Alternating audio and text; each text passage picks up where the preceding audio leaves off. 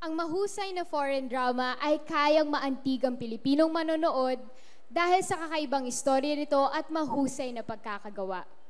Ito ay gawang banyaga, ngunit huling-huli ang puso ng Pinoy.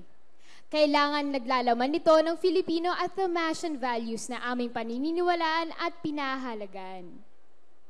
Narito ang mga nominado para sa Student's Choice of Foreign Drama Program. That Winter the Wind Blows, ABS-CBN.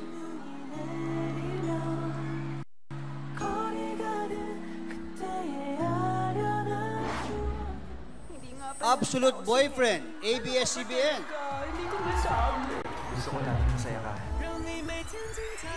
Absolute Boyfriend. Rooftop Prince, ABS-CBN again.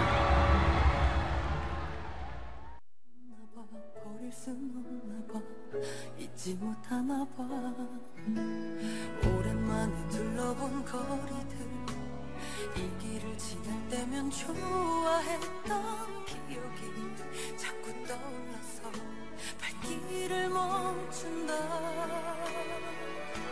한참 지나서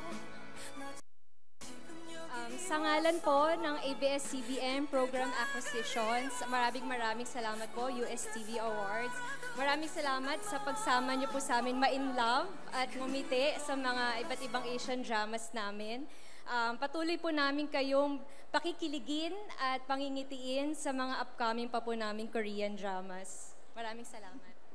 And kagaya po ng pagsuporta ninyo sa Rooftop Prince, huwag niyo rin pong kalilimutan ng pinakabago naming Asian drama, ang Skip Beat po. Thank you po. At ang pinakamalaki naming Asian drama ngayong taon, ang Heirs po. Pinagbibidahan niya ni Lee Min Ho. Thank you po. Maraming salamat. Thank you.